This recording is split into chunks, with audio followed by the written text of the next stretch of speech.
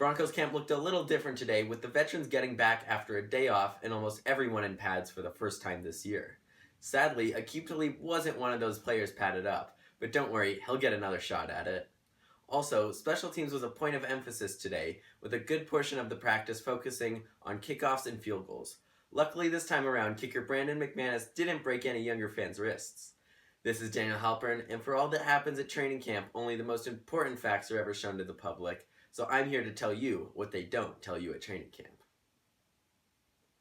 Today, we begin with something that took me 2 days to see if it was just a fluke or a real trend. I'm of course talking about Gary Kubiak's staring problem. Yesterday at his press conference, he was listening in on reporters' questions, then shooting a strange glance in my direction over and over again. So what, it may have just been accidental, right? No. Again today, Kubiak couldn't help himself from getting an eyeful of me. Time will only tell if he's really eyeballing my quarterback talent to be an extra practice squad arm for this upcoming season. Next, with all the attention being given to the Broncos quarterback battle, I figured I might as well get in on it too.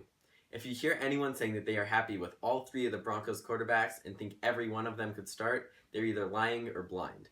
Here's my analysis. The depth chart right now, though not official, pretty much looks like Sanchez running with the 1s, Siemian with the 2s, and Lynch with the 3s.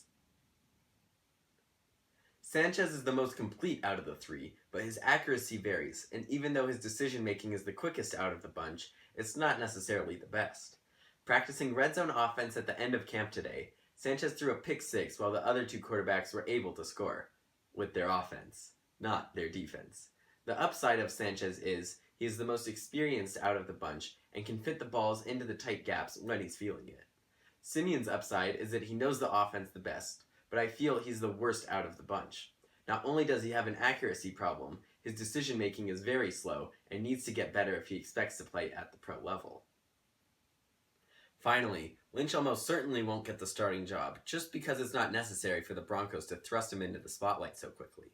But nevertheless, Paxton has a cannon arm, by far the strongest on the team, but that has led to him overthrowing balls a bunch during practices. His rocket arm gives him the ability to throw it into coverage, but he's lacking the confidence to make those decisions and throw the balls into the small gaps. But wow, his deep ball is so great, I could mistake it for being Ben Roethlisberger's. Speaking about Paxton Lynch, I have some advice for him. Bump up your SBF, man. You're getting more burnt than Ike Taylor in an overtime playoff game against the Tim Tebow-led Broncos a few years back. Ooh, sorry Ike, didn't mean to put salt in the wound. But seriously, I bet you didn't hear that the Broncos' future franchise quarterback is going for a tan somewhere along the lines of a Mike Shanahan-Donald Trump hybrid. Though the average fan won't be able to go and listen to Wade Phillips tell the media that he is not joining Snapchat because he is too busy, quote-unquote, tweeting it up, I still recommend that you all go out to your home team's training camp. If you stay at home and just read the reports, you won't always get to hear the great stories and see how your team's position battles are actually playing out.